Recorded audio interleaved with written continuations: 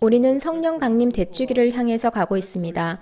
보통 신자분들께는 성탄 대축일이나 부활절만큼 가깝게 느껴지지는 않겠지만 이 성령 강림 대축일은 가장 중요한 축일 중에 하나입니다. 예수님께서는 당신께서 승천하시면 위로자이신 성령을 보내주시겠다고 약속하셨습니다. 어느 교리 수업 중에 학생이 선생님께 질문을 합니다. 혹시 성령은 먼 항성에서 온 존재인가요? 당연히 성령은 먼 항성에서 온 존재가 아닙니다. 불꽃 모양의 혀나 거센 바람 소리 등으로 언급되는 것은 머리로 이해할 수 없고 형용할 수도 없는 성령의 활동을 표현하기 위한 상징에 불과합니다. 하느님의 영은 예수님 안에서 활동하신 것과 같은 방법으로 예수님의 제자들과 예수님의 첫 공동체 안에서 활동했습니다. 우리가 이런 말을 할 때도 충분히 이해하지 못하고 있는 것입니다.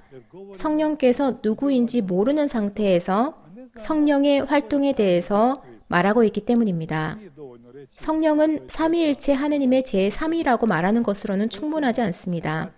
제자들이 예수님 주위로 모이기 시작할 때와 예수님께서 부활하시고 승천하신 후에 제자들만 남았을 때를 분석해보면 좀 더 쉽게 이해할 수 있을 것입니다. 제자들에게는 무슨 일이 있었습니까? 그들은 어떻게 행동했습니까? 처음에 제자들은 다듬어지지 않은 상태였고 예수님께서 힘들게 빚으셔야 했던 원자재였습니다. 예를 들자면 하느님 나라에서 누가 첫 자리에 있을 것인가를 두고 제자들 사이에 싸움이 있었던 일이 있었죠.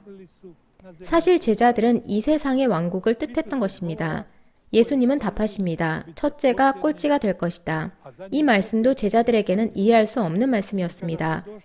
또 이들이 어느 고을에 갔는데 그곳에 사는 사람들은 하느님의 말씀을 받아들이지 않는 사람들이었습니다.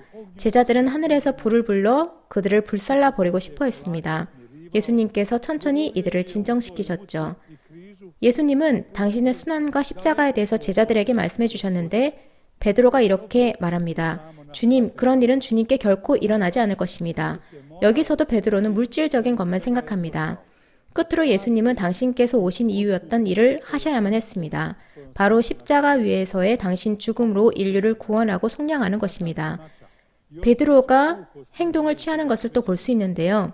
칼을 잡아서 대사제의 종의 귀를 잘라버리는 것입니다. 그렇게 하는 것이 예수님을 돕는다고 생각했던 것이죠.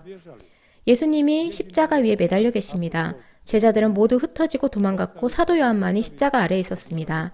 다른 제자들은 최후의 만찬이 있었던 방에 문을 걸어 잠그고 있었습니다. 예수님께서 3년 동안 가르쳐 주신 것에서 지킨 것은 이 일치밖에 없었습니다. 이들은 예수님의 부활에 대해서는 생각하지 않고 자신들의 목숨을 보존할 방도만 생각했습니다. 그리고 이들이 가장 두려워했던 순간에 예수님께서 그들 가운데 오셨습니다. 예수님은 제자들에게 인사하십니다. 평화가 너희와 함께. 아버지께서 나를 보내신 것처럼 나도 너희를 보낸다. 성령을 받아라. 너희가 누구의 죄든지 용서해주면 그가 용서를 받을 것이고 그대로 두면 그대로 남을 것이다. 바로 그 순간부터 제자들의 머릿속이 전환됩니다. 이 세상 것을 더 이상 생각하지 않고 천국의 것을 생각합니다. 특별히 오순절에 있었던 일에서 그런데 예수님께서 약속하셨던 위로자이신 성령을 보내신 날이었죠. 그날 성령은 불꽃 모양의 혀의 모습으로 제자들 위에 내려앉았고 모두가 영향을 받았습니다. 다른 제자들이 있는 자리에서 베드로 사도는 십자가에 못 박히신 그리스도와 부활하신 그리스도에 대해서 유다인들에게 말했습니다. 그날 3,000명이 세례를 받았습니다. 유아기에 머물러 있었던 교회는 그날 유아기를 벗어나서 두 발로 서게 되었고 파도와 풍랑이 치는 사나운 바다에서의 투쟁을 시작했습니다. 사도들은 세상 곳곳으로 흩어졌습니다. 오순절 때 받은 격려와 용기는 이들을 가만두지 않았습니다. 이들은 스승님이신 예수님에게서 들은 기쁜 소식, 즉 복음을 선포했습니다.